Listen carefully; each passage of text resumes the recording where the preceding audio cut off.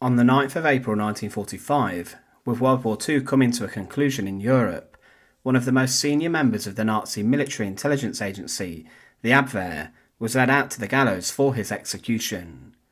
He had been sentenced to death for being a resistor to Adolf Hitler, and with this, Wilhelm Canaris' execution ordeal was sadistic and brutal. His execution utilised a butcher's hook on the gallows, which was medieval, and he was humiliated during his ordeal too.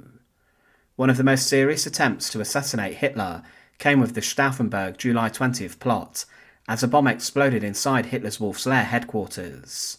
But with this, a huge number of senior military officials were executed, many shot, many others hanged and condemned in horrific execution ordeals, which were ruthless, and many were then allegedly even filmed so Hitler could watch them back to see his enemies suffer.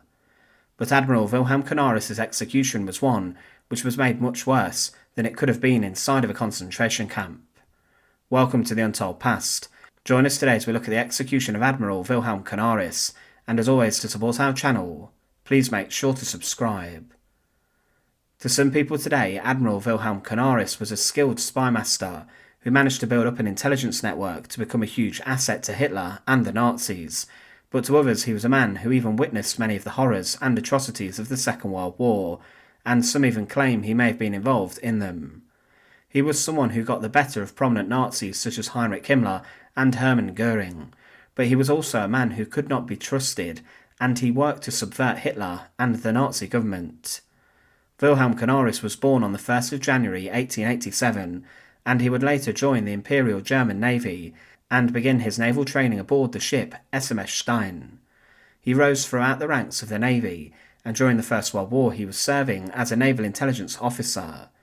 He saw action in a number of prominent battles, but managed to evade capture when his ship SMS Dresden was scuttled. He was a skilled member of the German intelligence network and was later sent to Spain to conduct reconnaissance on enemy shipping. He finished World War I as a U-boat commander, and his vessel was credited with a number of sinkings, and Canaris even became known to the Kaiser and was later awarded the Iron Cross First Class. He held many different positions and roles during the interwar period, from serving in different naval stations to even being sent to Japan to oversee the construction of secret U-boat programs that violated the Treaty of Versailles. But Canaris then became involved with the Nazis. He supported a return to a state-based authoritarian government, with a Führer to galvanise the nation, and he supported the fact that the Nazis planned on ripping up the Treaty of Versailles, which limited Germany heavily. Under Hitler's leadership, men like Canaris had a huge future, especially as Hitler planned to expand the armed forces. He also was attracted to anti-communism, and he once stated that we officers should always recognise that without the Führer and his Nazi party, the restoration of German military greatness and military strength would not have been possible. The officer's duty is to be a living example of National Socialism and make the German Wehrmacht reflect the fulfilment of National Socialist ideology. That must be our grand design. On the 1st of January 1935, Admiral Wilhelm Canaris was made the head of the Abwehr, Germany's military intelligence agency. He developed cordial relationships to begin with other high-ranking Nazis, even including the brutal butcher of Prague Reinhard Heydrich, who later turned on him, but Heydrich even became suspicious of Canaris later on, and told his men of the SD not to underestimate him.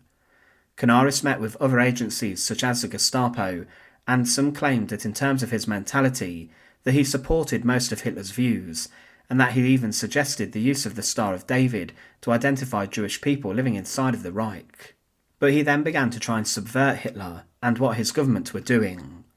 He did not like Hitler's plans to invade and attack Czechoslovakia, and Canaris tried to keep the peace, and he even went to Franco in Spain to ask him not to allow German troops to pass through the land to capture Gibraltar and other lands. But as the Second World War broke out, Canaris' belief about the war and the Nazis began to shift dramatically.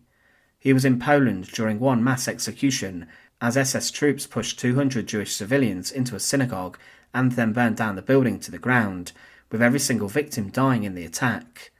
Canaris was appalled by this, and he was then sent to the front to watch the German army push forward, and he was told a great number of stories about massacre and execution. He even then went to Hitler's headquarters train known as America, to complain about this, and he saw Wilhelm Keitel, the head of the Armed Forces High Command, and stated, "I have information that mass executions are being planned in Poland, and that members of the Polish nobility and the clergy have been singled out for extermination. The world one day will hold the Wehrmacht responsible for these methods, since these are taking place under its nose." Keitel replied asking Canaris to just ignore it, as he did not want further attention being brought to it, but of course this sort of slaughter was the plan for the Nazis.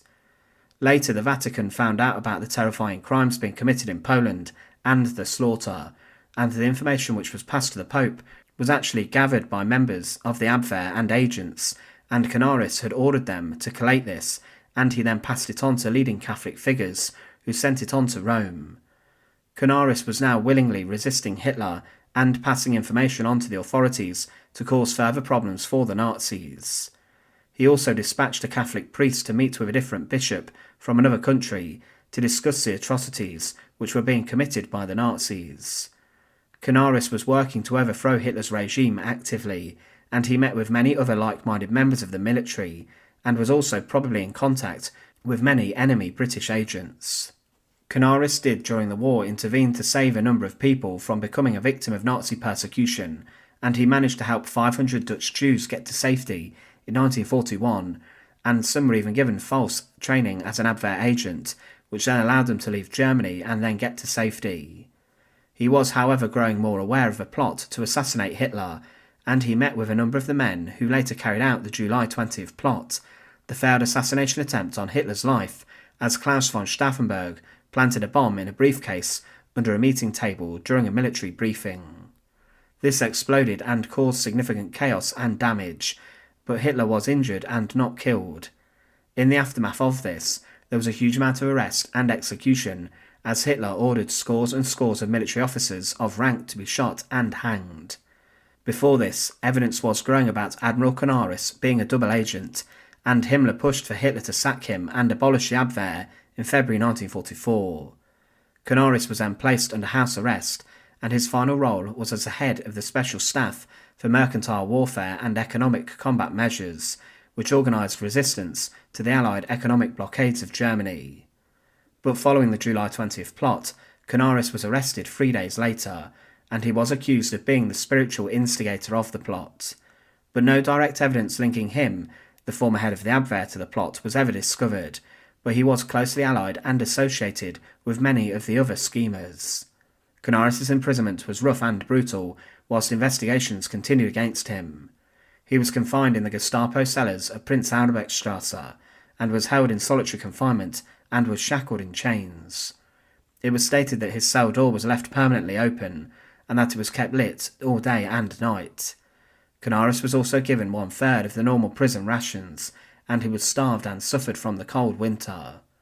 He was forced to do menial tasks, such as scrubbing the floors of the prison, whilst the guards mocked him and taunted the former chief of the military intelligence service. His personal diary was given to Hitler in April 1945, and this implicated him in the plot to kill the Führer, and with this he was condemned to death by an SS summary court. Canaris was found guilty of treason, but in the months before this he had been sent to Flossenburg concentration camp, and he was treated also poorly here. He was beaten regularly by the guards, but on the 9th of April 1945, weeks before the war in Europe would come to an end and Hitler would take his life inside of his bunker in Berlin, Admiral Wilhelm Canaris' execution came. A prisoner claimed that on the night before his execution, Canaris tapped out a coded message on the wall of his cell, and that this said, "This is the end, badly mishandled, my nose broken. I've done nothing against Germany. If you survive, please tell my wife." His execution was one which aimed to humiliate and painfully bring the life of the former military intelligence chief to an end. He was ordered out of his prison cell and into the courtyard, where a hastily created gallows had been made. Usually at Flossenburg, soldiers of rank were executed by a firing squad, but this was not the case for Canaris, as he was to die a much more purposefully painful death. He was forced to remove all of his clothes, and was too alongside a number of other condemned men, including the priest Dietrich Bernhofer. The men were taunted by the SS guards, and Canaris was led up to the steps of the gallows in front of the jeering and laughing SS guards. An executioner took a noose in his hand and tied it around his neck as Canaris was stood on a stool. The executioner then kicked out the stool from underneath him, and Canaris was left slowly strangling to death on the butcher's hook on the gallows. It's been claimed that his body was cut down a number of times, also to prolong the execution ordeal. His body was left to rot amongst many other condemned people's remains inside a Flossenburg concentration camp. One writer claimed later about Canaris' attitude that Canaris hated not only Hitler and Himmler, but the entire Nazi system as a political phenomenon. He was everywhere and nowhere at once. Everywhere he travelled, at home and abroad and to the front, he always left a whirl of confusion behind him. In reality, this small, frail, and somewhat timid man was a vibrating bundle of nerves. Extremely well read, oversensitive, Canaris was an outsider in every respect. In bearing and manner of work, he was the most unmilitary of persons. He was someone who subverted Hitler and the Nazis by passing on vital information to other nations and countries about their war crimes, and he knew that this could catch up with him one day and then bring his execution. Eventually the Nazis caught up with Admiral Wilhelm Canaris, and he was executed in the final days of the Second World War in Europe, but was a broken man, and his treatment inside of prisons he had been held in was barbaric. Thanks for watching. To support our channel, please make sure to subscribe, and once again, thank you so much for watching.